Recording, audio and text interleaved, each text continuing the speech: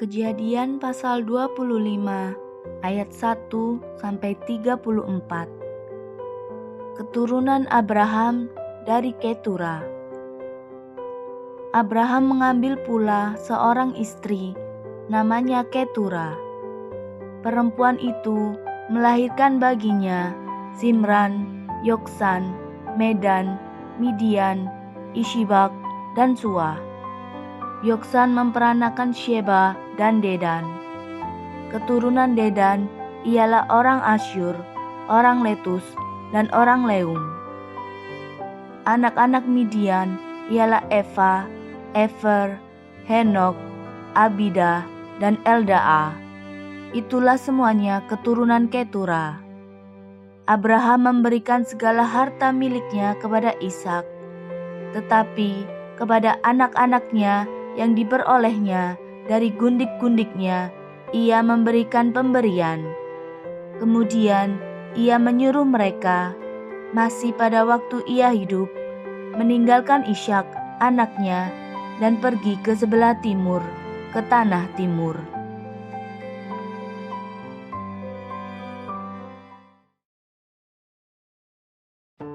Abraham meninggal dan dikuburkan.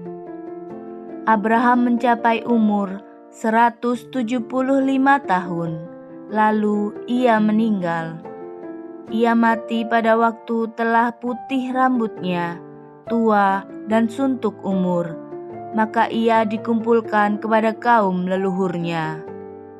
Dan anak-anaknya, Ishak dan Ismail, menguburkan dia dalam gua Makpela di padang Efron bin Sohar, orang Het itu, padang yang letaknya di sebelah timur Mamre, yang telah dibeli Abraham dari Bani Het.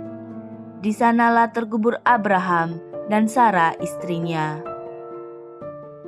Setelah Abraham mati, Allah memberkati Ishak anaknya itu, dan Ishak diam dekat sumur Laharoi.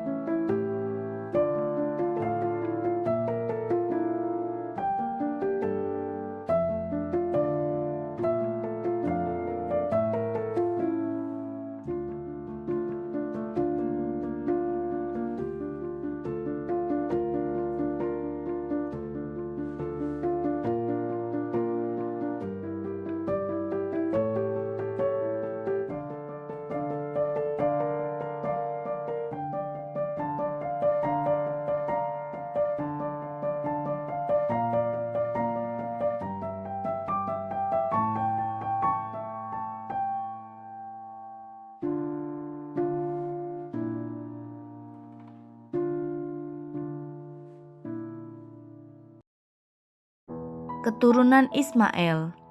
Inilah keturunan Ismail, anak Abraham, yang telah dilahirkan baginya oleh Hagar, perempuan Mesir, hamba Sarah itu. Inilah nama anak-anak Ismail, disebutkan menurut urutan lahirnya. Nebayot, anak sulung Ismail. Selanjutnya, Kedar, Adbeel, Mibsam, Mishima, Duma, Masa, Hadad, Tema, Yetur, Nafis, dan Ketma. Itulah anak-anak Ismail. Dan itulah nama-nama mereka menurut kampung mereka dan menurut perkemahan mereka, 12 orang raja, masing-masing dengan sukunya. Umur Ismail ialah 137 tahun. Sesudah itu ia meninggal. Ia mati dan dikumpulkan kepada kaum leluhurnya. Mereka itu mendiami daerah dari Hawila sampai Syur, yang letaknya di sebelah timur Mesir ke arah Asyur. Mereka menetap berhadapan dengan semua saudara mereka.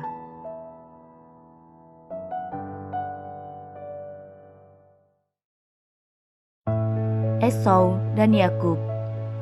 Inilah riwayat keturunan Ishak, anak Abraham. Abraham memperanakan Ishak, dan Ishak berumur 40 tahun ketika Ribka, anak Betuel, orang Aram dari Padan Aram, saudara perempuan Laban, orang Aram itu, diambilnya menjadi istrinya. Berdoalah Ishak kepada Tuhan untuk istrinya, sebab istrinya itu mandul. Tuhan mengabulkan doanya, sehingga Ribka, istrinya itu, mengandung. Tetapi anak-anaknya bertolak-tolakan di dalam rahimnya, dan ia berkata, "Jika demikian halnya, mengapa aku hidup?" Dan ia pergi meminta petunjuk kepada Tuhan. Firman Tuhan kepadanya, "Dua bangsa ada dalam kandunganmu, dan dua suku bangsa akan berpencar dari dalam rahimmu. Suku bangsa yang satu akan lebih kuat dari yang lain, dan anak yang tua akan menjadi hamba kepada anak yang muda." Setelah genap harinya untuk bersalin, memang anak kembar yang di dalam kandungannya. Keluarlah yang pertama, warnanya merah, seluruh tubuhnya seperti jubah berbulu, sebab itu ia dinamai Esau. Sesudah itu, keluarlah adiknya, tangannya memegang tumit Esau, sebab itu ia dinamai Yakub. Ishak berumur 60 tahun pada waktu mereka lahir. Lalu bertambah besarlah kedua anak itu. Esau menjadi seorang yang pandai berburu, seorang yang suka tinggal di padang. Tetapi Yakub adalah seorang yang tenang, yang suka tinggal di kemah. Ishak sayang kepada Esau, sebab ia suka makan daging buruan. Tetapi Ribka kasih kepada Yakub. Pada suatu kali, Yakub sedang memasak sesuatu. Lalu datanglah Esau dengan lelah dari padang. Kata Esau kepada Yakub, "Berikanlah kiranya aku menghirup sedikit dari yang merah-merah itu, karena aku lelah."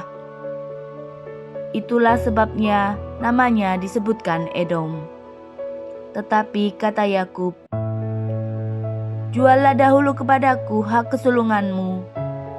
Sahut Esau, "Sebentar lagi aku akan mati. Apakah gunanya bagiku hak kesulungan itu?" Kata Yakub, "Bersumpahlah dahulu kepadaku." Maka bersumpahlah ia kepada Yakub, dan dijualnyalah hak kesulungannya kepadanya. Lalu Yakub memberikan roti dan masakan kacang merah itu kepada Esau. Ia makan dan minum, lalu berdiri dan pergi. Demikianlah Esau memandang ringan hak kesulungan itu.